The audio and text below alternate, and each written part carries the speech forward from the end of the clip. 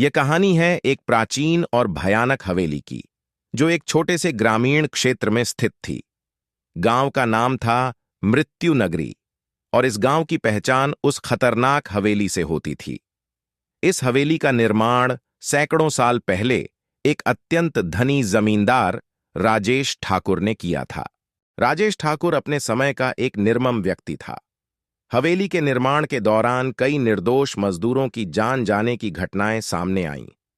कहा जाता है कि ठाकुर ने हवेली में दबी खजाने की खोज में कई बलिदान दिए थे।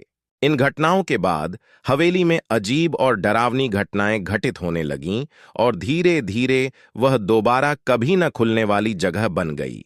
सालों बाद एक युवा शोधकर्ता वीरेंद्र ने यह तय किया कि वह इस हवेली के रहस्यों का पता लगाएगा। वीरेंद्र का मानना था कि इन घटनाओं के पीछे कुछ न कुछ सच्चाई जरूर है। उसके साथ उसकी 4 दोस्त आर्यन, सीमा, रोहित और नेहा भी जाने के लिए तैयार हो गए।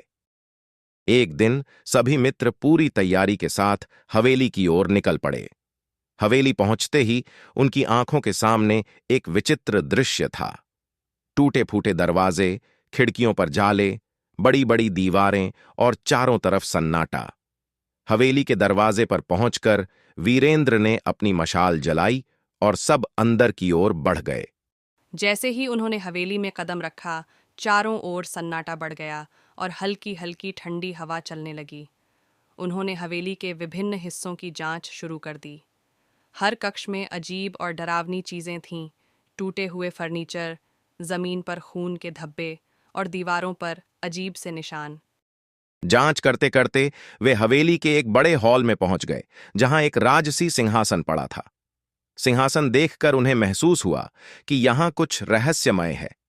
जैसे ही उन्होंने सिंहासन को छुआ, पूरा कक्ष अंधेरे में डूब गया और हवा में ठंडक बढ़ गई। अगले ही पल एक भूतिया आकृति उनके सामने प्रकट हुई। वह आकृति राजेश ठाकुर की आत्मा थी। आत्मा ने क्रोधित आवाज में कहा, इस हवेली में तुम्हारा स्वागत है, लेकिन जो भी मेरे रहस्यों को जानने का प्रयास करेगा, उसे मुझसे सामना करना होगा। वीरेंद्र और उसके दोस्त डर गए, लेकिन उन्होंने साहस दिखाया। वीरेंद्र ने आत्मा से पूछा, हम यहां सच जानने आए हैं। तुम्हें किसी विशेष कारण से शापित किया गया है। हम कैसे मदद कर सकते हैं? आत्मा ने बताया, मुझे मेरे कुकर्मों की सजा मिली है। मैंने कई निर्दोषों की बलि दी थी।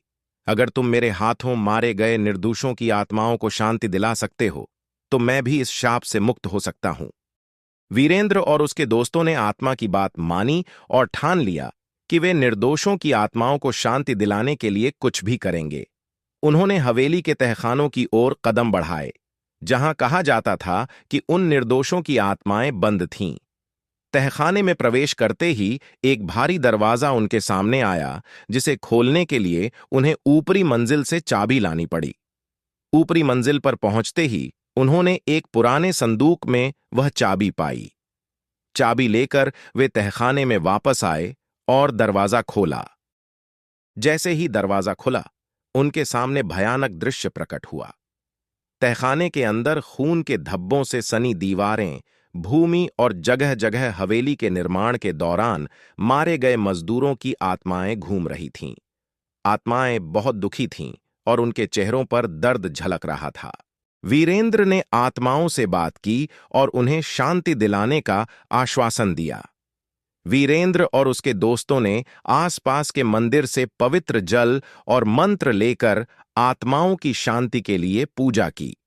पूजा के बाद आत्माओं के चेहरे पर शांति झलकने लगी और वे धीरे धीरे अदृश्य हो गईं।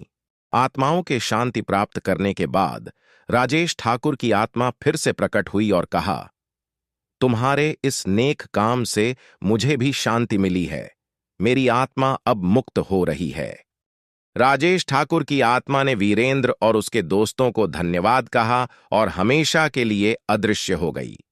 हवेली से भूतिया गतिविधियां समाप्त हो गईं और गांव में फिर से शांति का माहौल लौट आया। वीरेंद्र और उसके दोस्तों की साहसिकता और निष्ठा ने हवेली के रहस्य को उजागर किया और वहां की आत्माओं को शांति दिलाई। इस घटना के बाद शापित हवेली अब शांति हवेली के नाम से जानी जाने लगी और वीरेंद्र और उसके दोस्तों की कहानी हमेशा के लिए यादगार बन गई। यदि आपको इसी तरह की कहानी सुनना चाहते हैं तो चैनल को सब्सक्राइब कर ले